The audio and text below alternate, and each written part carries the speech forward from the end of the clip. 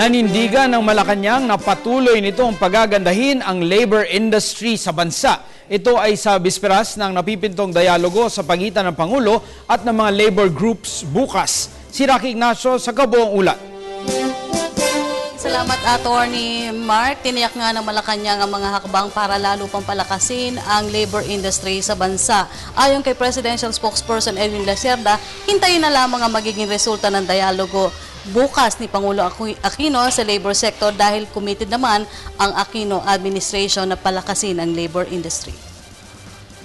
Muling iginit ng Malacanang ang commitment ng administration na pagandahin ang labor industry sa bansa. Nakatakdang makipagdialogo si Pangulo Aquino sa mga labor groups sa bisperas ng Labor Day.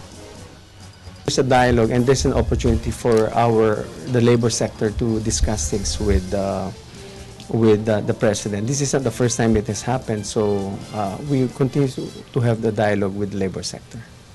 Sinabi ito ng palasyo kaugnay pa rin sa hirit ng mga leader manggagawa na magkaroon ng aumento sa sahod kaugnay pa rin na idaraos na Labor Day. Pero git nila Cerda, poder ng regional wage boards ang posibleng pagtataas sa sweldo. The petition for wage increase has already been filed before the DOLE, and that will be reviewed by the regional wage boards come May 17, June, I think May, or the anniversary, there's June. So that's, we will leave that with Secretary Linda Baldos and the respective regional wage boards to study. Ipinaubaya naman ng Malacanang sa Kongreso ang mungkahin ni Senator Ralph Recto na tax exemption at overtime pay sa mga empleyado. Aabot kasi sa 60 bilyong piso ang mawawala sa gobyerno kapag ipinatupad ito. Right now, under the Tax Reform Act of 1997, all bonuses up to the amount of 30,000 are exempt. Nasa batas na po yan. So, ang kausap po natin si Commissioner Kim Henares tungkol dyan. Unang-una, yung proposal po ni Senator Ralph Recto ay kailangan dumaan po ng legislative process. You have to enact the law or to amend the Tax Reform Act to do that. Number two, based on the computations of the Commission on Internal Revenue, if that is allowed, you will have a foregone revenue of 60 billion pesos.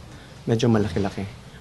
Uminit ang usapin ng aumento sa sahod sa harap ng nalalapit na halalan sa Mayo. Pero umaasa ang palasyo na nararamdaman naman ng publiko ang mabubuting bunga ng reforma ng Aquino administration.